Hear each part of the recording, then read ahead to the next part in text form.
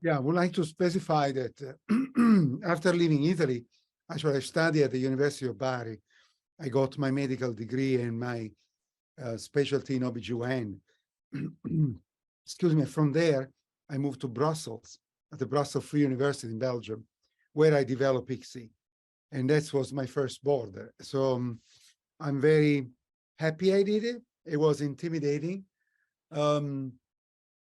Nostalgia, no, never. I felt since I was a kid that I grew up in a small town in the south of Italy, Francavilla Fontana, and the environment always stayed a little bit too tight on me. I thought I would not fit there. I wanted to explore more, and I was very proud when I was accepted for a sabbatical at the Brussels University. And when I left Italy, I realized that there is another world out there, and they kind of supported all my interests. I'm always been a little workaholic and driven, and the fact that in Belgium will give me anything I want as long as I committed, and I'm able to work. So that's I found very exciting. Even Brussels, though, was not fast enough. And then after Brussels, I tried to move to the UK. I lasted there only in London for 2 weeks, and it was not better than Italy, I realized. And then I decided to come to the US. That was my ultimate dream. And regret, no, I love to go back home once a year. I still have my parent place, so I feel like I'm going to my original nest. But for work and the type of work I do, which is a teamwork, is much easier out of Italy than in Italy. That was my perception.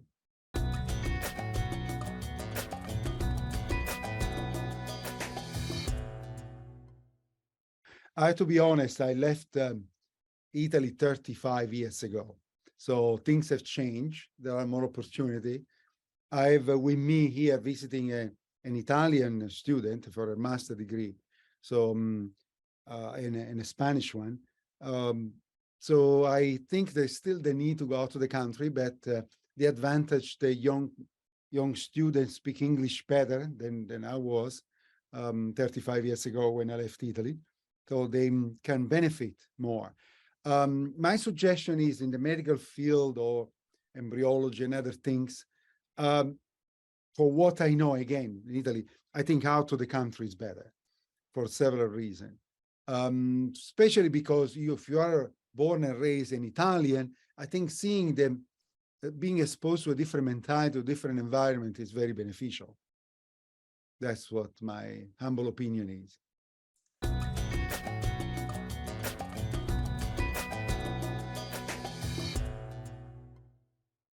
Well, ICSI was developed because when I joined the Brussels group, I was interested in learning vitro fertilization procedure.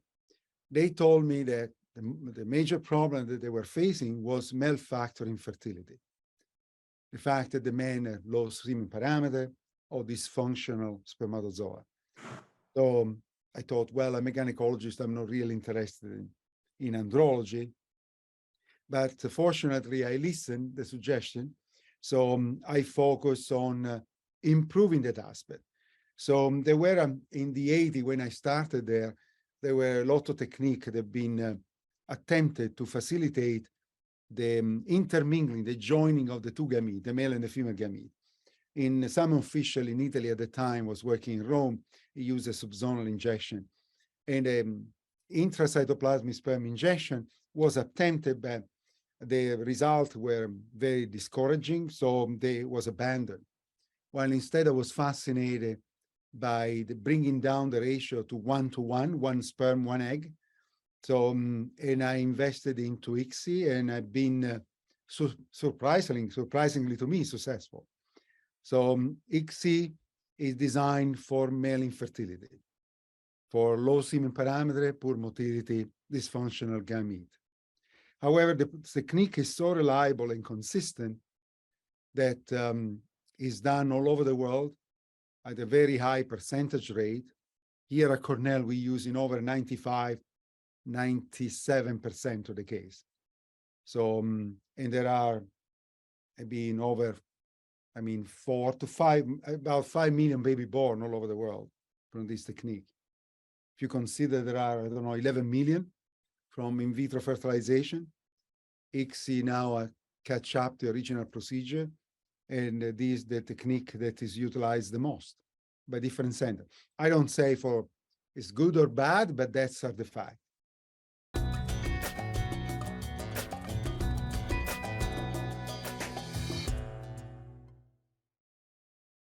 Yeah, there is an increase that's been mentioned in several articles. I don't have data myself on this, but what I would like to state is that there is an increased awareness about the need for coaching human reproduction. The human being doesn't reproduce very efficiently. So in addition to environmental factor and the lifestyle modification, the fact that we live in highly socialized environment, and we wear certain things, we have certain habits. So that can affect, for example, the male reproduction to a certain extent, which are chemical. The fact that we use a lot of all our food and all our water is held in plastics.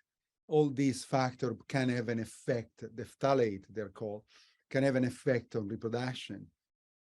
Now, what is important, though, that is awareness. People kind of have the tendency now to decide when they want to reproduce, how they want to reproduce, and they have kind of less fatalistic in one sense. So they have the tendency to have their wish, which is having a child when they decide. They're busy in their lives, so they use contraception, then now we want a child, and the child doesn't come within 6, 8 months, 12 months, so suddenly they go to the doctor. So it appeared that infertility has increased, but said that the way it is approached that is different.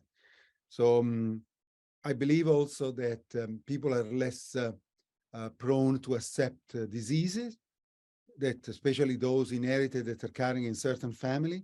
So therefore, the tendency to access reproductive technology clinic to screen their embryo, for example, or even to screen themselves. We screen all our patients for over 400 inherited disorder.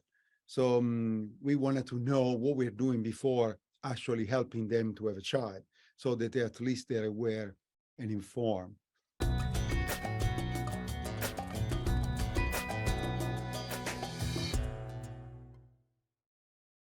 Well, I think that's important. It's a good lifestyle. The diet, of course, that's not so much a problem in Italy, but most of the country, the diet is very important. The exercise is very important. For example, for a man, excessive use of jacuzzi or environmental exposure to chemical toxic, or for example, certain chemical in the farm industry, in agriculture, for example, as we know they're very toxic. So that's the different. Also for a man is important wearing certain tight pants and underwear that can increase the temperature. They can all affect in one sense or another one. But most important is the diet, the use of antioxidant. Now there is a tendency to use more and more supplement, or I think in Italy they call it integratori. But I think all of these aspects are very important to maintain a general health for the individual, because we live longer. So, and therefore we should try to preserve our reproductive skill or reproductive function longer.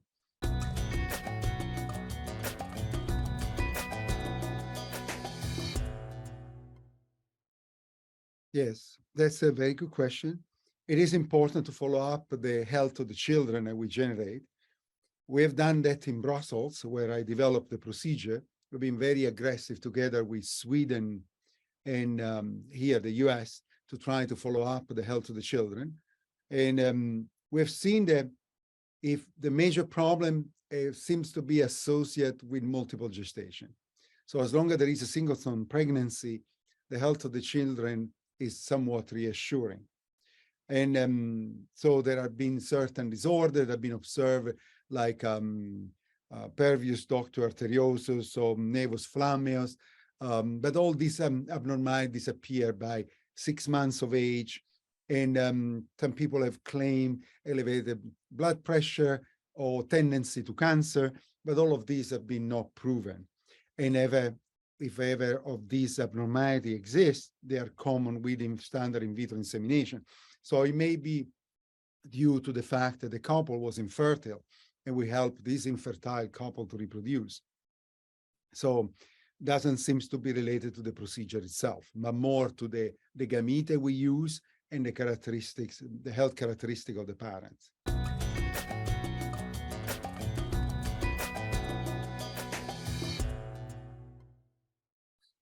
Yes, that's very interesting. For assisted reproduction in general, I think we've been very aggressive throughout the world. All the different centers have been very aggressive in trying to improve result and efficiency and trying to reduce cost, so to facilitate access to every couple that need it. We try to improve on a daily basis the efficiency of the procedure. We personally in our center here at Cornell, we are focused on trying to look at the health of the children. We recently, 2 years ago, we published an article on the health of the offspring at 3 years of age on the American Journal of Obstetrics and Gynecology. So I think the fact that now we use more and more pre-implantation genetic testing, whether it's for aneuploidy, that help a lot in terms of addressing the health of the embryo to be transferred, and therefore we can improve result. And now when we transfer an euploid embryo, we can have a pregnancy rate of about 60 to 70%. So that's a big step forward. So in addition to ICSI, IVF, ICSI, PGT, PGTM, that has been added to it. So we are focusing on the media. We're also using time lapse to record all the development, all the steps of development minute by minute of the embryo. So therefore we can see the history of the embryo as it develops. We don't miss anything, and we can choose the ideal embryo. So morphological observation in addition to the genetic assessment. So we're trying to approach this from different aspects, and we hope to improve.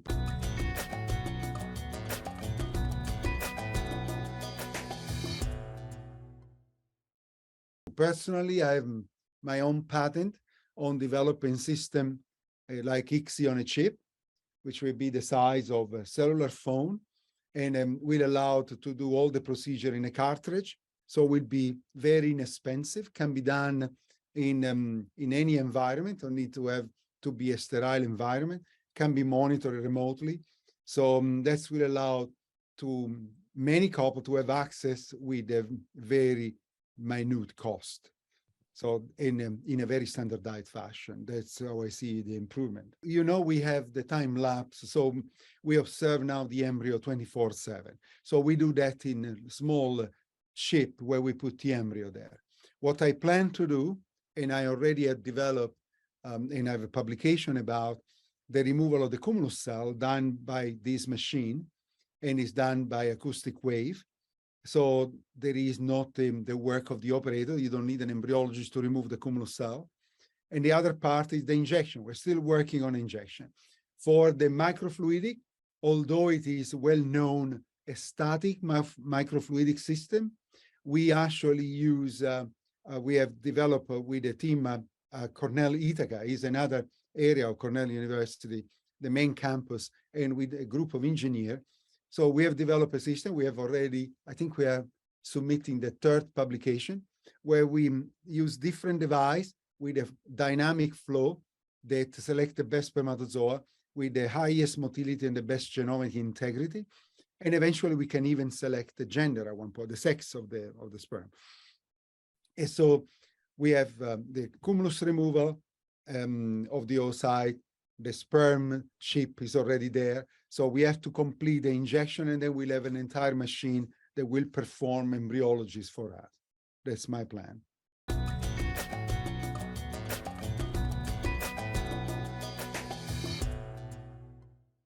Yes. The cryopreservation of embryo is done now at blastocyst stage. It is very successful. We're very happy with it. We are able to warm, recover almost all the embryo that we cryopreserve. That is a very diffuse, very common procedure, I want to say, throughout the world, very successful. Just we have to wait to the blastocyst stage. And so I think it's very important because that's allowed us to assess the embryo genetically. So it is paramount relevance. It seems quite effective. There are some concern about the health of the babies. There seems to be large for gestational age. But other than that, there are no major concern. Regarding the oocyte cryopreservation, is a major revolution. I think young kids, teenager, out of school that decide to have to move into a very involving career, work career, they decide to cryopreserve their oocyte for later on in life because, as you know, reproductive age or reproductive aging starts in the 25, 27 years of age. It peak around the 30 years of age. So cryopreserving oocyte has an important social role. It is also extremely efficient, extremely safe, allow the identification and sometimes help with the maturation of the oocyte, the eggs. So I think it has a tremendous role. We're doing more and more at our center. And we started with 5%, and now there are about 20 to 30% of the couple that come to our clinic come to cryopreserve their oocyte. So that's I see that's one of the future aspects in development of our field.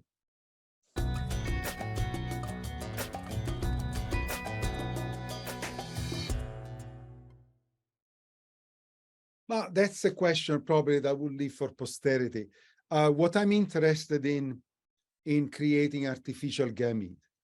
I would like that every man and every woman that decide to reproduce will have the ability to do so. And my interest is there are some women that have exhausted all their eggs for cancer treatment or because they are born without ovary or other abnormality, etc., so that they don't have ovary. So I would like to create artificial eggs that keep their genetic makeup so they can have their own genetic genotype child. And the same things for them, for the men. Men that have lost the sperm. We have many men. We have a lot of Italian men that have very few spermatozoa. So in the Middle East, it's very common, oligospermia, azoospermia. So my focus has been, at least in the last 15 to 20 years, to try to create artificial gamete. But when I say artificial gamete, by keeping the genome of the individual. So that's what I think will be the future, and that's the long-term future. Whether it will be 5 years or 10 years from now, I don't know. About the cloning of the individual, I mean, it's just a curiosity and something just, well, I don't know. I would say controversial and provocative, but personally, it's not really my goal. And even if that would be possible at one point, I don't really see the usefulness of that.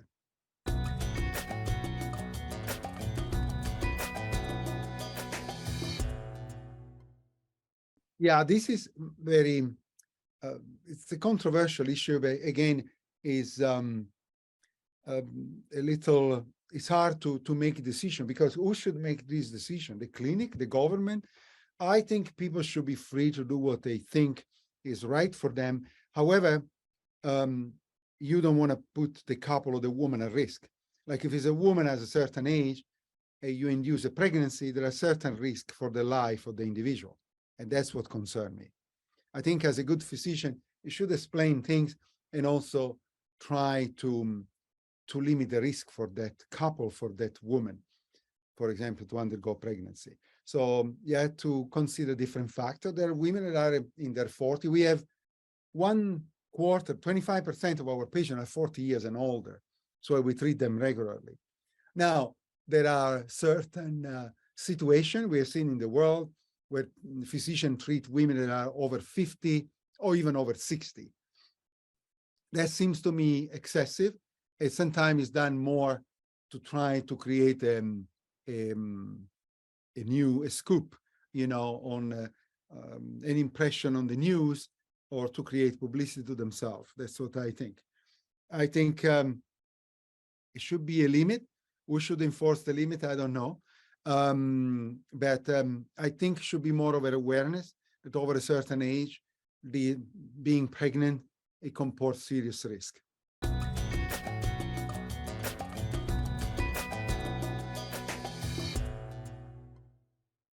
I would like to clarify that the paper we publish is on the selection of the spermatozoa, not on the offspring, and is done into a program of pre-implantation genetic testing for aneuploidy. So in the US, there are certain clinic, many clinic, I would say about 5 to 15% of the clinic that offer assisted reproduction only at the blastocyst stage and with PGTA. So they assess the genetic of the embryo. Obviously, when you assess the genetic of the embryo, you find out also the sex of the embryo. So couple in the US and now are learn more and more to get this information and select the sex of the embryo that they wish. So because we have that program, so we have also performed the selection of the spermatozoa. If, for example, we know that a couple want female, so we select spermatozoa to create more embryos that are female. So in one sense, our research was to avoid embryo wastage, because naturally we had the tendency to form 50-50, half and half, male and female. If they want only male or they want only female, they're going to end up discarding or donating the part that they are not interested in. So my team, myself and my team, we decide that if we select the spermatozoa of that particular gender, we would reduce wasting the embryo. So we did to be ethically conservative in one sense. That's how we did the study. Now, the selection even of the spermatozoa in Europe can be controversial. Here in the US, much more acceptable. It doesn't, this is before creating life. So it doesn't imply discarding an embryo in one sense.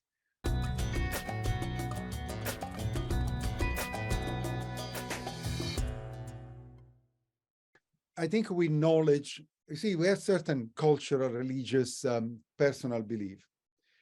But as we know more, we understand more, these beliefs expand. So we learn more. As long as things are safe, we do more things. Because even if are somewhat ethically challenging or controversial, we may have a different perspective, different understanding of it. But I don't know, I'm not an ethicist, so I try only to fulfill the couple wish for the best I can. You know, if you think about the Nobel, he invented dynamite, even if you give the Nobel Prize, there is a Nobel Prize for peace, but he invented dynamite. It can be used for mining and for important development when you build a dike or you build a bridge, but it can also use to hurt other people. Same things with Einstein and other scientists here in the US that contribute to develop the atomic bomb. It's important, nuclear energy, very important to give us electricity, power, heat, etc., but can be used in a negative way. So from the same token, anything we do, there is the grandfather of artificial intelligence that was working with Google. He just resigned from his position and warned the world that if we use artificial intelligence, it would be like starting an atomic war where everybody will lose. So as you see, any aspect of knowledge that we undertake may have a negative consequence. So there is no point in stopping knowledge or stopping the scientists. At the end of the day, it's the community that has to develop a maturity and understanding and use wisely.